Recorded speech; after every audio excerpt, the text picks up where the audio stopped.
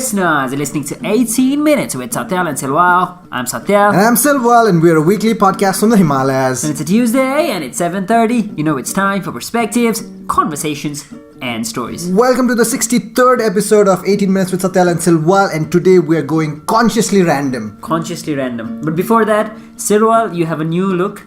And I kind of figure you look like Leonardo Bonucci. If you don't know who Leonardo Bonucci is... We'll keep that in the description below. I'm pretty sure Animax will Google him and then put a picture beside comparing both of myself. But yeah, I just wanted to change my look. Summer look. Look good, man. Look good. Thank you. Was that a consciously random thing that you did? Kind of. Well, not random, but it was a decision that I took. Now, I hope my mom and my dad are not listening. Okay, so what I did was I played with my hair, and I had half of my head shaved off. Okay. So it was like really small, and the other half was there. And I thought it was edgy. Did you take a picture of that? Yes, I have. Okay. I have. See that? It's like, I'll show you afterward. Now, what I did was I did that, and when I went back home, it was late night, so they didn't notice my haircut. But the next morning, sneaky bastard. The next morning, my dad is on my right hand side, my mom is on my left hand side. So my dad is like, "What did you do with your hair?" And my mom is like, "It's okay, fine, right?" And then, oh man, this is hilarious.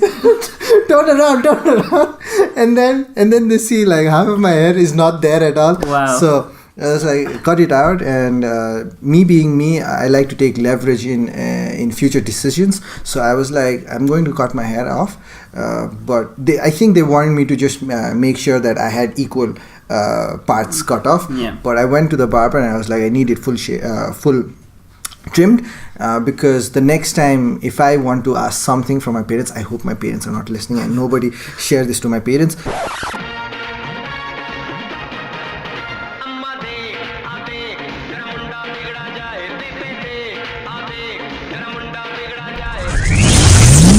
The next time I want something from them, I'll be like, you told me to cut my hair, I completely trimmed it. No, I went overboard, you know. Yeah. If this was customer service, I over-delivered. Business students, there you go. So, yeah. So, consciously random question. Yeah. Did you have to pay the barber again? Yes. But this time I went to a cheaper barber. And being consciously random, like it's been like 6-7 months that I've been going to a different barber. So the barber is like a fancy place. So you go for a haircut and they shampoo your hair as well, right? So they give you this treatment, which for value, maybe it makes sense. So it's been months and months that I have not gone to my original barber, the barber that I grew up with. Like, he has been cutting my hair since the last... And you've abandoned him suddenly. 20, you hit puberty years. And you abandoned him. Yeah, I hit puberty long time ago. Now, being consciously random, what happened was I went to that barber, right? To my original barber. And he looked at my hair and he was like, what happened? and then he must have given you that face of disappointment and be like, this would have never happened if you didn't stop coming back to me. Do you know how difficult it was for me? Like, I lied and told my barber that I was out of Valley for like some time. He was like, why haven't you come? And I was like, I was out, and yeah, this happened, that happened, and I couldn't come, and it was awkward, to say the least, to meet my barber, someone who I've been going for the last 23 years, and then suddenly I disappear. I have this weird hair. It's like, oh no! Thank God he recognized you. That was the first thing. Yeah. Now, going consciously random again. Few of the listeners, you tell me, have been demanding that we do videos. Yep. All of a sudden, this interest in videos is back again. And they must be hating us right now because we've been talking about your looks and they can't see us because this is a podcast. So what about that? What's happening? Why are we not doing video? Now, if anyone has ever asked me why we're not doing video, because I'm like tired of telling people, you know, there are like added variables and Animax does not have time and we have faces for radio and a lot of things. These days I just be like, Satyal does not want to do video, and I was like, blame it on Satyal. This is why I brought this up actually. So you guys know it is not just me, both of us. It is both of us, but if I say I don't want to do video, people are going to be like, no, you have to do video and this. That's and that. Why I taught you to say no in the last episode. Go and refer to that. This guy doesn't imply what we've learned. No, this was before I learned okay. the no episode. Now I can be like, no, I want to do it. I can just be like, no, I don't want to do it. No. Go make your own videos. Very difficult to make videos. We don't have the time. Lately, I've just been figuring this out, but we've been finding it hard to manage time just for the podcast itself. So videos would be very hard. I think we would have stopped if it was a video. If it was a very video, difficult. probably. And Animesh was the Animax, whatever you want to call him, the robot, him, her, it was the most excited thing when we talked about doing the video. Now he's like, I'm glad we didn't do videos because that would have been such a difficult thing. I think videos would make sense if we were to do it professionally as our full-time job. Sure. I want to give a shout out to Channel Arbitrary and all these guys and Random Nepali who we've bought on previous episodes. They do video because Random Nepali, hi, if you're listening to us, Rashtra, if you're listening to us, he has his way of doing videos as well. Channel Arbitrary is doing it professionally. You know, they are this big thing right now, and they take the trending space. And funny enough, we started in the same month that they did. We actually were we are older than them, but they took it professionally and they invested time and effort in it. We always said that this was our passion project and we would never want to go ahead and just think of money when it came to making a podcast. Now, if we were to, Satyal and I were to really go for money, we'd be like, fuck it, let's just start videos and we'd get in a camera crew, get in a better, Animax, I'm making fun of you right now. So, I have nothing to do with this, alright? Yeah, right. You lazy piece of shit. You lazy piece of shit. You're not ready to make a video. Silwal, my boy. I did not expect this from you. You let me down. I thought we were buddies. I feel the temperature rise on my circuit board, and it's not good sign. Amax angry. But hey Silwal, before we start making videos, how about you make your hair first?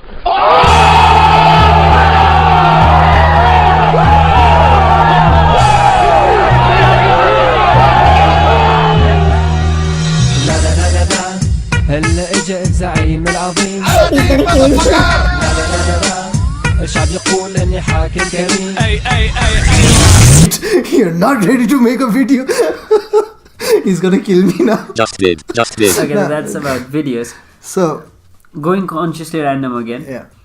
Tell me which one is more difficult for a 40-year-old guy, never married, to find a girl to marry now, or for a 40-year-old guy previously married but now divorced.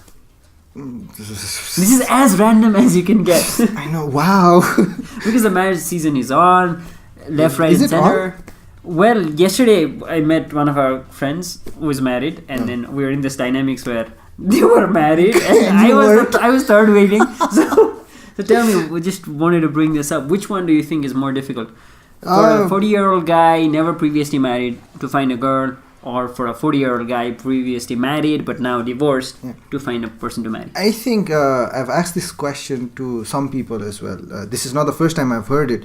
The first time I heard this answer, I thought that it would make sense for someone who's, I don't remember. I think right now, someone who's not been married for till the age of 40, finding a girl would be easier than, remarrying. But coming back, thinking on it, I think it depends on the kind of person. So the character of the person. So if there was someone who was happily married till the age of 40 and then is divorced, or something has happened, now it depends on context and situations. Why was there a divorce? And so I think both of them would get it in Nepal. Like, it's very easy. Exactly. Like, there are a lot of people outside of Kathmandu, they're willing to give their daughters away. That's still going on. So I've seen a lot of far relatives whose wife had just passed away, and then suddenly there's pressure from everyone for that old guy to get married. And he did get married after like 4 months after his wife passed away. Wow. So it would, I think, what would your take be? Now this is a tricky one, because you're absolutely right when you say it depends on the guy, but then the guy who's seeking to marry another girl is not going to come out and say the marriage did not work because of him. He's going to blame his ex-wife. So he's going to come out all clean and say it didn't work out. If I find the right person, I'm going to make it work now. Now, for the guy who has never gotten married, he might say that I'm inexperienced. I'm inexperienced, definitely. That could be a positive factor. In a lot of ways. He might say, I held out for the right girl. I did not find it. I didn't budge under pressure. So I've waited. So this is... the 40-year-old version. Yeah. That's the movie. So this is a very confusing thing. Now, okay, this makes a confusing thing, right? We're taking a guy as the center. What if it was a woman? A woman who's been happily married till the age of 40, and for some reason, let's say, has a divorce. Let's hope that she's not a widower, because that would again be another Charlotte's Web where we don't know where to come out of it. Or a 40-year-old woman who's woman. You're gonna make this into a joke, I know. So a 40-year-old woman who's never gotten married, and she's single. What would you think? Who would you choose? Wow! Don't Who would you put the choose? pressure on Now me. you are ripe for I'm gonna sit on the marriage. fence, and I'm just gonna give you perspectives as to why it would go for them and it would go against them. So firstly, let's take the 40-year-old woman who's never married. The thing that will go for her would be she's never been involved with anybody else, so there's no history to deal with. She might be. You never know. Relationship-wise, yes, but by bringing everyone together and showing that you're married, exactly. no. So that public commitment was never there. So you don't have to deal with that set of that spectrum is not there anymore. So that's one thing that goes for her. What might go against her is, why did she hold out for so long? And if she's that stubborn as to not getting married, because to be not married at 40 in our culture is pretty daunting for a lot of people. They will not be able to take it. So they might be like, okay, this girl will have her own ways if she doesn't like it. So she might just call off the wedding one day if she doesn't feel like it. So people might look at her and feel like she just makes her own decision. So that might go against her. For the woman who is divorced, looking to get married but was previously married, got divorced, the history.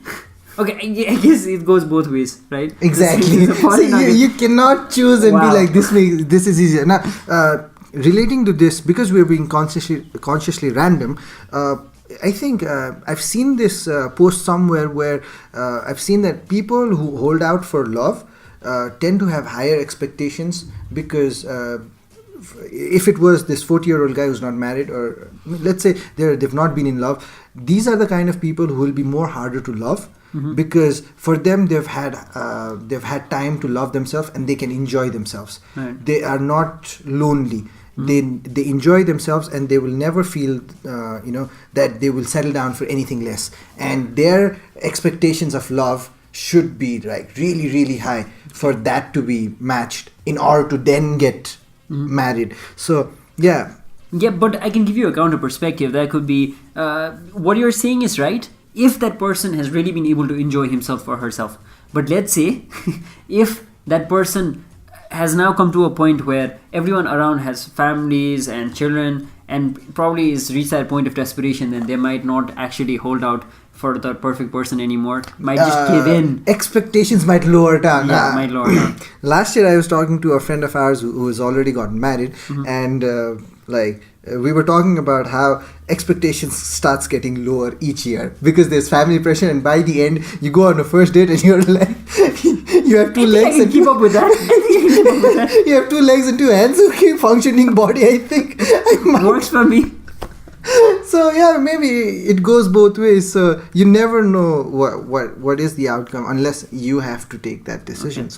So again, being consciously random again, let's take ourselves to another world. I want to ask you all the things that we're doing here as educators, making podcasts, taking classes, making all these networks, just going out to get that degree.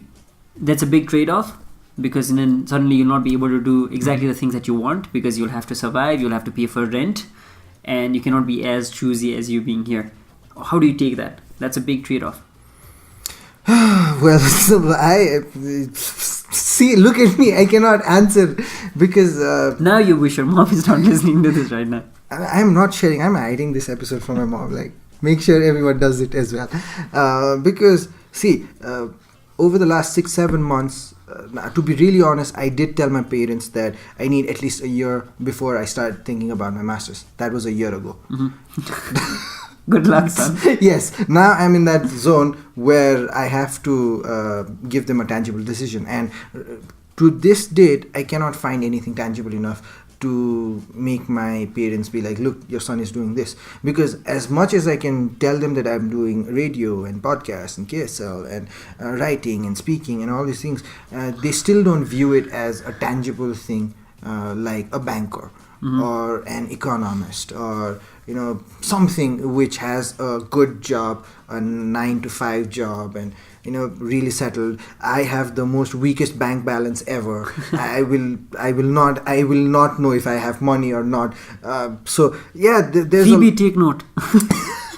By the way, shout out to Phoebe for writing to us. We'll see you in August? Probably in August, hopefully in August. You did write to us and say that you're taking us out. So yes, we're waiting for that. She's coming all the way from London. So guys, if anyone's coming from America, you're free to do that as well. We love everybody. And Australia, we don't judge. And Germany, we don't mind. But anyways, coming back, it feels like, and sometimes I do look at, when I look at you, I'm like very happy because you're on the same boat, right? But when I see someone I'm a else, safety net. let's not go there at all. You are never my safety net. I will rather cut the net down and fall. As long as this guy is not falling down, I'm not gonna fall either. That's your idea. Yeah, right? so, yeah. The day I screw up, he's gonna be screwed. Go on. Now, I have no idea where I have been taking this conversation. But the thing is, yes, there is a trade-off where if I had the power, I'd be like, all right, I want to go there, go outside, try it out for a few years and then come back. But it takes conscious decisions every day to work towards that, which I haven't been doing. So, right now I'm in this zone where I'm doing a lot of things. Yeah, maybe it does not give in the same returns as other people's expectations. But then again, I'm not living other people's lives. Right now, I'm happy with what I'm doing. Maybe it's a very insecure life, and by 30, 35, I'll be this broke-ass person who has no home, who has no... He's gonna blame the podcast. I've already blamed the podcast. Now, I will never blame the podcast because this was a random passion project that started one day, and we're in the 63rd episode, and we get to talk about random things, and still and sometimes... by sharing our problems, anxieties, vulnerabilities, other people feel good. They feel like I'm not the only one. So a lot of people may be smiling right now, so kudos to all of you. I think this is what the podcast does. Rather than motivating you in order to chase your dreams, at least we add that three people to just be like, at least these guys are... My life can't be worse than these guys. So. At least I'm doing something, and these guys are just talking it through YouTube. So yeah. So we'll be back again next Tuesday at 7:30 p.m. so that you don't feel left out or bad. Sad. Very bad.